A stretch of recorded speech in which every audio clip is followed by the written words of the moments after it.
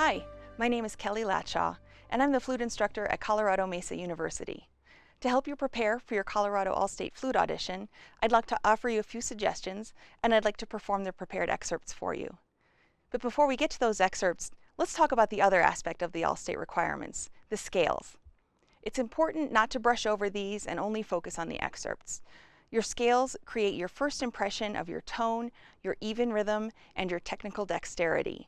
It's not just about playing all of the correct notes. Practicing scales with a metronome is a must. As you are learning the notes, you can gradually work up your speed as you become more and more comfortable. But beyond that, the metronome can also help you work on the evenness of your rhythm. Even if you are playing the scale up to your goal tempo, the notes still should sound very smooth and not jumpy. When you are comfortable with all of the notes, continue to practice the scales slowly to focus on playing them evenly. I'd also encourage you to strive to play all of the notes at the same volume. A lot of the time, higher register notes want to stick out and be louder, while the lower notes of the scale might speak more softly. Use a strong, even tone throughout. Support it with your air. This will help you achieve a nice balance. The excerpts are both from Kohler's Romantic Etudes. The first is number 2, the Doll's Waltz. As with other types of dances, when I play a waltz, it helps me to actually visualize people ballroom dancing to help me find the flow of the piece. For a waltz, you can count it in 3/4 notes to each measure, but it can be helpful to feel the bigger beat in 1, with one strong beat for each measure. 1, 2, 3, 1, 2, 3, 1, 1. The suggested tempo marking, the quarter note equaling 1/16, feels like a fast 3 to me or a slow 1, kind of in between. It's helpful to practice it in 3, but keep that bigger picture in mind by thinking of the movement of the measures in 1. Along those lines, with the 3 pickup eighth notes, it might be hard for the listener to tell exactly where the beat is initially. I make sure to emphasize the E in the first full measure to indicate the downbeat, and I try to continue feeling that pulse in 1 throughout the piece. Just like scales, you want to practice this with the metronome. You want these moving eighth notes to flow smoothly, so again, pay attention to how even your eighth notes are as you're working up the tempo to your goal. One of the things I find the most challenging about this piece is the jumps to the dotted quarter notes that are in a higher register. You want it to sound smooth and not blast the high notes out when you are using more air to produce them. There are a few exercises I use with this kind of figure. First, play the note before the high note. Slur up to the high note and back. For example, in measure 7 leading to 8, the G that goes to the E.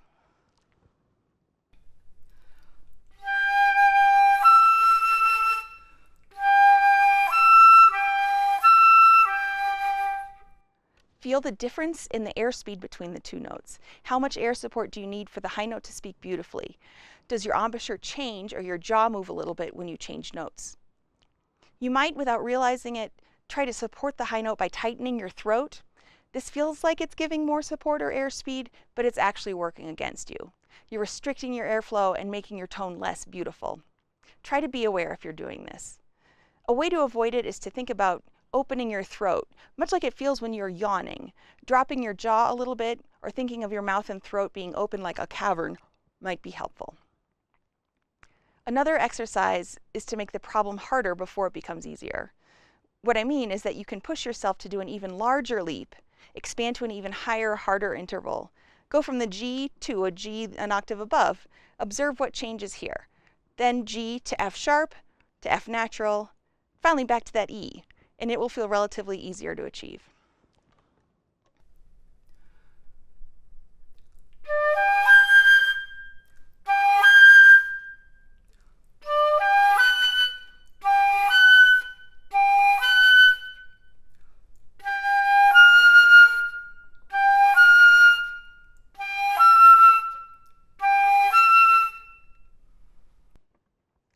You can also think about crescendoing as you go up the arpeggio to prepare for the amount of air that you will need at the top. For breathing, I would recommend taking your breaths after the dotted quarter notes. I like to try and group every 4 measures together and try to make it through those with one breath. For example, you could breathe after the dotted quarter note A in measure 4 and after the dotted quarter note E in measure 8. If you need more breaths than that, you can sneak some in after other dotted quarter notes. At the ending of this excerpt in measure 27, you have a 16th rest with a fermata over it, making a break before the last two measures of the phrase. I look at this figure as an opportunity to add a little something to what's written on the page, to make it a little bit more musical. If you were playing the entire etude, you would see that this figure happens again at the very end. Usually I would save the drama more for the second time that it happens, but because this is the end of the excerpt, I think it's okay to use a little bit of rubato here. I like to gradually slow down in the measure with the fermata to make the silence a little bit more dramatic before coming back in time.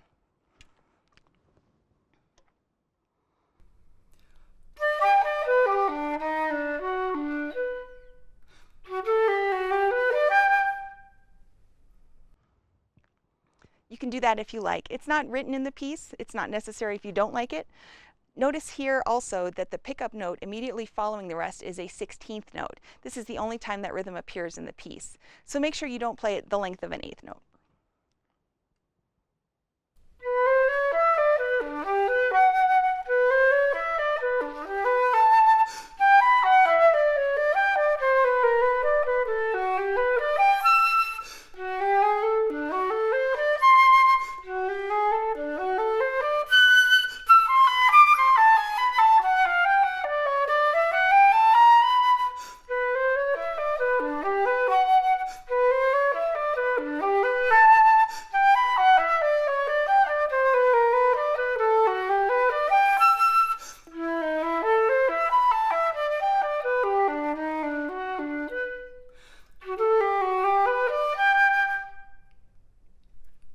The second piece is Romantic Etude number 4, Gavotte. A gavotte, like the waltz, is a dance form that people have been dancing to for hundreds of years. The marking con gusto means a couple of things. Play it with pleasure and fun, but also play it tastefully. This piece has a similar challenge to the previous one. There are runs that lead up to high notes, though not quite the same distance. You can use the same practice techniques here. In the first half, try to think of each 4 bars as a phrase. I like to think that the first 2 bars lead to the accented half note, and the 2 bars after can come away from it eventually as the phrase resolves.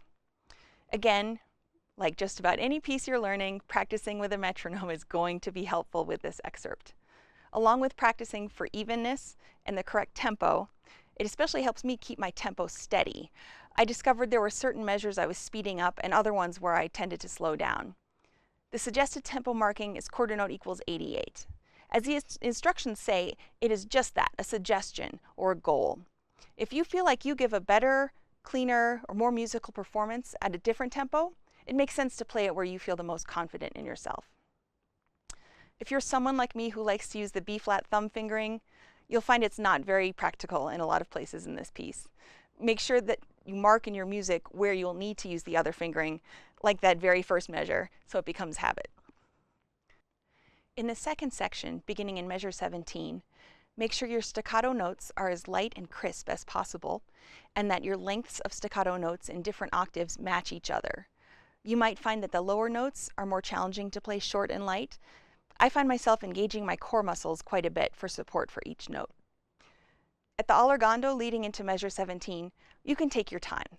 This indicates that something is changing in the piece and that you're entering a new section. Instead of instantly playing at a slower tempo, make sure it's a gradual slowdown as much as you can within those 6 notes.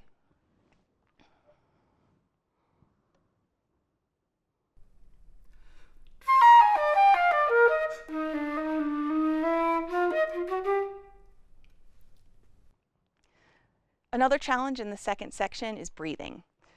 There are not any obvious spots or rests where we can take a breath. Generally, we would frown upon breathing on the bar line in the middle of a phrase. This is one example where it might be a necessity to do so.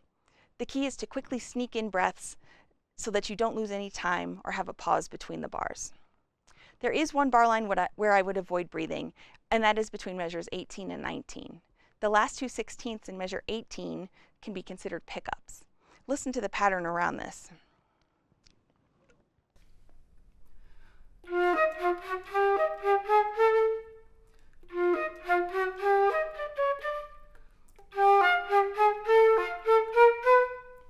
So I think of the 2 notes going into measure 19 as part of that next set of notes.